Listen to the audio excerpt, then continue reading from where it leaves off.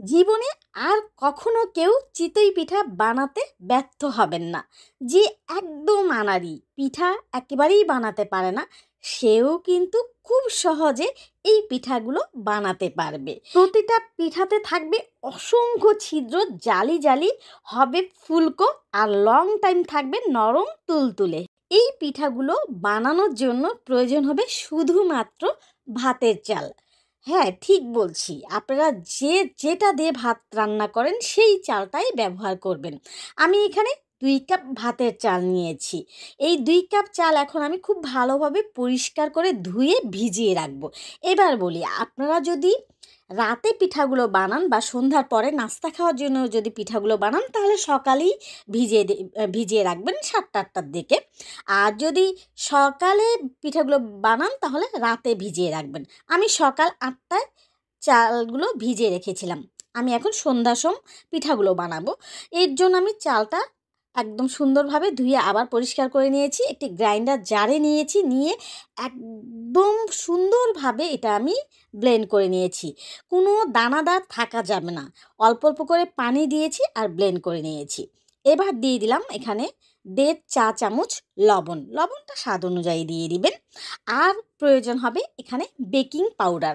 আমি এই বেকিং পাউডারটা ব্যবহার করি সবসময়। এই বেকিং পাউডারটা এখন আমি ১ চা চামচ দিয়ে দেবো। কেউ যদি আপনারা সোডা দিতে চান, খাবার সোডা বা বেকিং সোডা যেটাকে বলে, সেটাও কিন্তু দিতে পারবেন। তবে সেটা ১ চা চামচের একটু কম দিবেন, পৌনে ১ চা চামচ দিবেন, সেটা দিয়েও কিন্তু হবে। ভালোভাবে লবণ আর বেকিং পাউডারটা এখন আমি মিশিয়ে নিব। এখন প্রয়োজন হবে আরও পানি। এবার বলি, এখানে কিন্তু পানির মাপটা কেন বলতে পারছি না।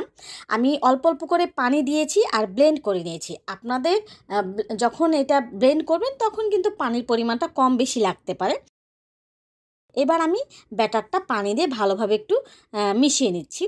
এখানে কিন্তু ব্যাটারটা রেস্টে রাখারও প্রয়োজন নেই এবং ৩-৪ মিনিট ফেটানোরও প্রয়োজন নেই, যেহেতু এটা ব্লেন্ডারে ব্লেন্ড করে নেওয়া হয়েছে।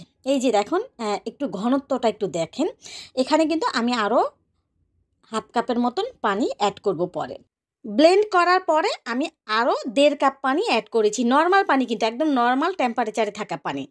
এবার আমি আমি লোহার প্যান এখানে ব্যবহার করছি। খুব ভালোভাবে আগে গরম করে নিতে হবে, একদম ধোঁয়া ওঠা গরম যেটাকে বলে সেটা করতে হবে। তারপরে চুলার আঁচটা মিডিয়াম করে দিতে হবে। মিডিয়াম আঁচেই কিন্তু পিঠাগুলো ভাজতে হবে।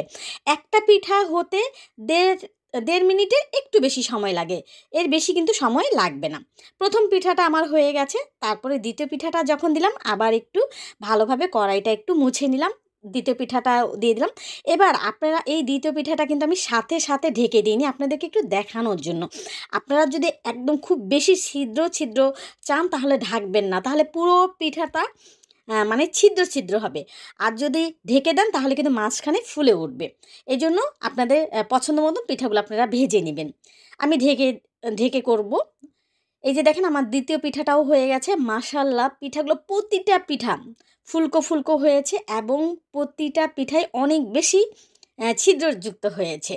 আপনারা না বানালে বিশ্বাস করতে পারবেন না যে ভাতের চাল দিয়ে এত সুন্দর চিতই পিঠা হয়। আপনারা যদি একবার এই পিঠাটা বানান, আমি গ্যারান্টি দিয়ে বলবো আপনারা আর কখনো অন্য কোনো চালের গুঁড়া ব্যবহার করবেন না। শুধু এই ভাতের চাল দিয়ে আপনারা পিঠা বানাবেন।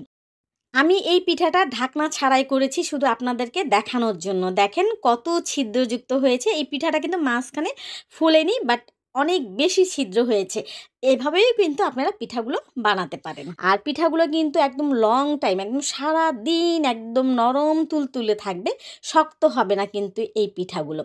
আরেকটা কথা বলি, বেকিং পাউডারের কথা বলি বা বেকিং সোডা, এটা ছাড়াও কিন্তু এই পিঠাগুলো সুন্দর হয়। তবে যদি একটু বেশি ফুলকো করতে চান তাহলে অবশ্যই বেকিং পাউডার বা সোডা ব্যবহার করতে হবে। চিতই পিঠা কিন্তু নানান রকম পদ্ধতিতে বানানো যায়। আমার চ্যানেলে বেশ কয়েক রকমভাবে আমি চিতই পিঠা রেসিপি শেয়ার করেছি। আপনারা চাইলে রেসিপিগুলো দেখে নিতে পারেন। ডেসক্রিপশন বক্সে লিঙ্কগুলো দেওয়া থাকবে। বাসায় যদি এইভাবে চিতই পিঠা আপনারা বানান, অবশ্যই আমাকে কিন্তু জানাতে ভুলবেন না। আর পিঠার রেসিপিটি ভালো লাগলে একটু কষ্ট করে ফ্যামিলি ফ্রেন্ডসদের সাথে শেয়ার করে দিবেন। আজকে তাহলে এই পর্যন্ত, ভালো থাকবেন। আল্লাহ হাফেজ।